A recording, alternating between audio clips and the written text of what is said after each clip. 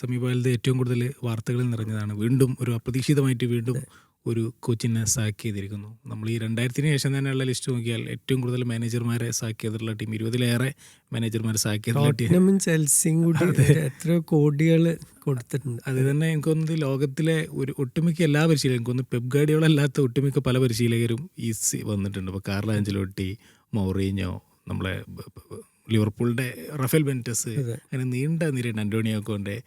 ഇപ്പോൾ വീണ്ടും ഇതായിരിക്കുന്നു. ഇപ്പോൾ ചെൽസി ആരാധകർ പറയുന്നത് ഈ റോമൻ അബ്രമോവിച്ച് പോയതിനു ശേഷം വന്ന പുതിയ അമേരിക്കൻ ഉടമകൾക്കെതിരെ ഭയങ്കര പ്രതിഷേധമാണ് നടക്കുന്നത്. അവർ വന്നതിന് ശേഷം ചെൽസിയുടെ എന്താ പറയുക ഒരു പിക്ചർ മാറിയിട്ടുണ്ടോ? എന്താർത്ഥം? തീർച്ചയായിട്ടും. ഇപ്പോൾ നമ്മൾ നേരത്തെ ആർസണലിൻ്റെ കാര്യം പറഞ്ഞു. ഒരു ടീമിന് ഒരു ടൈറ്റിൽ ജയിക്കണം, കപ്പ് ആർക്കും അടിക്കാം. ഇപ്പോൾ FA കപ്പായാലും ലീഗ് കപ്പായാലും, ഇപ്പോൾ ചെൽസി ക്ലബ് വേൾഡ് കപ്പ് ജയിച്ചു എന്നുവെച്ചാൽ അതിൽ 3-4 നല്ല കളി കളിച്ചാൽ ഒരു കപ്പ് അടിക്കാം നമുക്ക്. ലീഗ് ഒരിക്കലും ലീഗ് ജയിക്കണമെങ്കിൽ അനുഭവം, പ്രധാനമായിട്ട് അനുഭവം വേണം. ഇപ്പോൾ ക്ലോപ്പ് ചെയ്ത ഏറ്റവും വലിയ കാര്യം എന്താ? ലിവർപൂളിനെ ചാമ്പ്യൻസ് ആക്കാൻ ആലിസൺ, വാൻ ഡൈക്ക്, ഫെബിഞ്ഞോ 3 ടോപ്പ് ലെവലിൽ അനുഭവമുള്ള 3 കളിക്കാർ.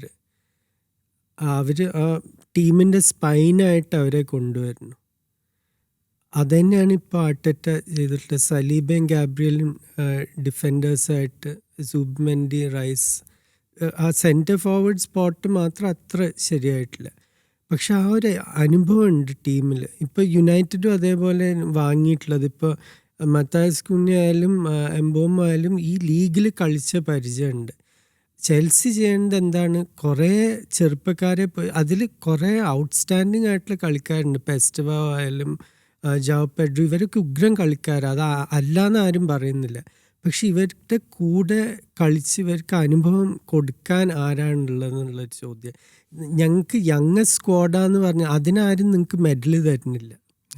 അതിൽ നമ്മൾ മറ്റൊരു ആരോപണമല്ല, നമ്മൾ സ്റ്റാറ്റിസ്റ്റിക്സ് നോക്കുമ്പോൾ കാണാം, ഈ ചെൽസി ഒരു ഫുട്ബോൾ കിരീടം എന്നതിനേക്കാൾ ഉപരി എക്കണോമിക് താല്പര്യങ്ങളാണ് അവർ മുന്നിൽ കാണുന്നുണ്ട്. ഇപ്പോൾ താരങ്ങളെ വാങ്ങുക, വിൽക്കുക. അപ്പോൾ പോയ സീസണിലൊക്കെ ഒരു ലാഭകരമായിട്ട് ഒരുപാട് താരങ്ങൾ വിറ്റിട്ടുണ്ട്. സാറിന് എന്താണ് തോന്നുന്നത്? അല്ല, ഈ 3 സീസണിൽ നമ്മൾ കണ്ടിട്ടുള്ളത് അത് തന്നെയാണ്. ഇപ്പോൾ കുറേ കളിക്കാരെ എന്തിനാ ഇയാളെ വാങ്ങിയെന്ന് ചോദിച്ചു കഴിഞ്ഞാൽ പെട്ടെന്നൊരു ഉത്തരമില്ല. എന്താ വെച്ചാൽ ആ പൊസിഷനിൽ അതിന് മുമ്പ് തന്നെ 3-4 കളിക്കാരുണ്ടാവും. എന്നിട്ടിപ്പോൾ റഹീം സ്റ്റേർലിംഗ് ബോംബ് സ്ക്വാഡിലാണ്, മറ്റേ ഡിസാസി പുറത്താണ്. എന്തുകൊണ്ട് ഈ എല്ലാ പൊസിഷനിലും 3-4 കളിക്കാരെ വാങ്ങിയിട്ടുണ്ട്? അപ്പോൾ തീർച്ചയായിട്ടും അവരെ കളിപ്പിക്കാൻ പറ്റില്ല. പിന്നെ ഇത്രയധികം കളിക്കാരൊരു സ്ക്വാഡിലുള്ളപ്പോൾ ആ അന്തരീക്ഷം കുറച്ച് കഴിഞ്ഞാൽ മോശമാവും, കളിക്കാർക്ക് ടൈം കിട്ടാത്തപ്പോൾ.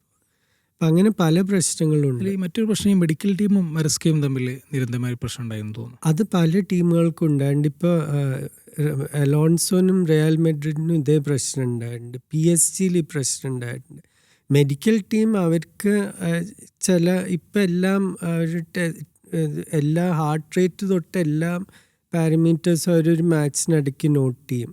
അത് കഴിഞ്ഞിട്ട് ഒരു പ്ലെയറിൻ്റെ ലോഡ് കുറച്ച് അധികമാണെന്ന് കണ്ടു കഴിഞ്ഞാൽ അവർ ഒന്നുമില്ലെങ്കിൽ അടുത്ത കളി, ഇപ്പോൾ എക്കിറ്റിക്ക് കഴിഞ്ഞ കളി റെസ്റ്റ് ചെയ്യാൻ പറഞ്ഞു, ഹാംസ്ട്രിങ് കുറച്ചൊരു സ്ട്രെയിൻ ഉണ്ടെന്ന് പറഞ്ഞിട്ട്. അപ്പം മെഡിക്കൽ ടീം തീരുമാനിക്കും ഈ കളിക്കാരൻ്റെ ലോഡ് അധികമാണ്, കളിക്കാൻ പറ്റില്ല. അപ്പോൾ അത് കോച്ചിനൊരു പ്രശ്നമാണ്. ഇപ്പോൾ കോൾ പാമർ 2 കളി അടുപ്പിച്ച്, ഒരു കളി 64 മിനിറ്റ് കഴിഞ്ഞ് സബ്സ്റ്റിറ്റ്യൂട്ട് ചെയ്തു, ഒരു കളി 72 മിനിറ്റ് കഴിഞ്ഞ്. അത് രണ്ടും ഡ്രോ ആയി നിൽക്കുന്ന സമയത്ത് അപ്പോൾ ഫാൻസ് എന്താ കാണുന്നത്? ഒരു കളി സമനിലയിൽ നിൽക്കുമ്പോൾ നമ്മുടെ ഏറ്റവും ഇമ്പാക്റ്റ്ഫുൾ ആയിട്ടുള്ള കളിക്കാരനെ സബ്സ്റ്റിറ്റ്യൂട്ട് ചെയ്യണം. അത് പക്ഷെ മരസ്കയുടെ തീരുമാനമല്ല, മെഡിക്കൽ സ്റ്റാഫ് പറയുന്നതാണ്. അതിലിനിപ്പോൾ പുതിയൊരു പരിശീലകൻ വരികയാണ് ചെൽസിയിലേക്ക്, എന്താണ് തോന്നുന്നത്?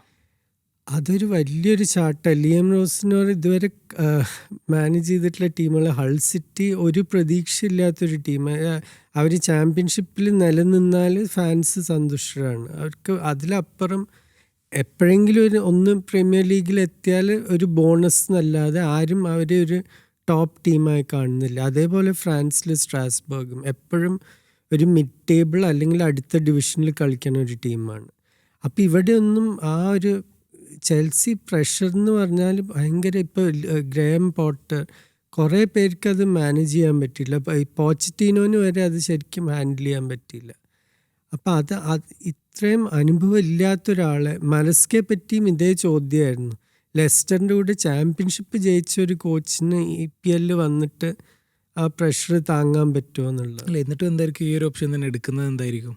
വേറെ ആര് വരും? ഇതിപ്പോൾ നേരത്തെ പറഞ്ഞ ചോദ്യമാണ്. ഇപ്പോൾ ഫുട്ബോൾ ചരിത്രം നമ്മൾ കഴിഞ്ഞ 150 കൊല്ലം എടുത്ത് നോക്കിക്കഴിഞ്ഞാൽ അത് എപ്പോഴും ഒരു മാനേജറുടെ കളിയാണ്, കളിക്കാരല്ല. കളിക്കാരിപ്പോൾ മാറിക്കൊണ്ടിരിക്കും. ഏതൊരു ഗ്രേറ്റ് ടീം നോക്കിക്കഴിഞ്ഞാൽ ഇപ്പോൾ മാറ്റ് ബസ്ബിയുടെ മാഞ്ചസ്റ്റർ യുണൈറ്റഡ്, ബിൽ ഷാങ്ക്ലിയുടെ ലിവർപൂൾ, ഹെറേറയുടെ ഇന്റർ മിലാൻ, റീനസ് മിക്കിൾസിൻ്റെ അയാക്സ്, ക്രൈഫിന്റെ ഇവരൊക്കെ ബാഴ്സലോണ. ക്രൈഫിൻ്റെ ബാഴ്സലോണ, ഡെൽ ബോസ്കയുടെ മെഡ്രിഡ്, ഇതൊക്കെ കോച്ചിൻ്റെ ടീമാണ്. റയലിൽ പക്ഷെ വ്യത്യാസമുണ്ട്. അവിടെ ഇതാണ് ഓണർഷിപ്പാണ് തീരുമാനങ്ങൾ. ബാക്കി എല്ലാ ക്ലബിലും മാനേജർക്ക്, അലക്സ് ഫെർഗുസനൊക്കെ ഏകദേശം കംപ്ലീറ്റ് കൺട്രോളായിരുന്നു. അപ്പം അത് എല്ലാ മാനേജറും ഒരു ജോലിയിൽ വരുമ്പോൾ അവരത് ആഗ്രഹിക്കുന്നു. എനിക്ക് വേണ്ട കളിക്കാർ കിട്ടണം, എന്നാലേ എനിക്ക് എൻ്റെ ശൈലിയിൽ കളിക്കാൻ പറ്റുള്ളൂ. അപ്പോൾ ഈ ചെൽസിയിലും മാഞ്ചസ്റ്റർ യുണൈറ്റഡിലും ഇപ്പോഴത്തെ സ്ട്രക്ചറിൽ അത് സാധ്യമല്ല.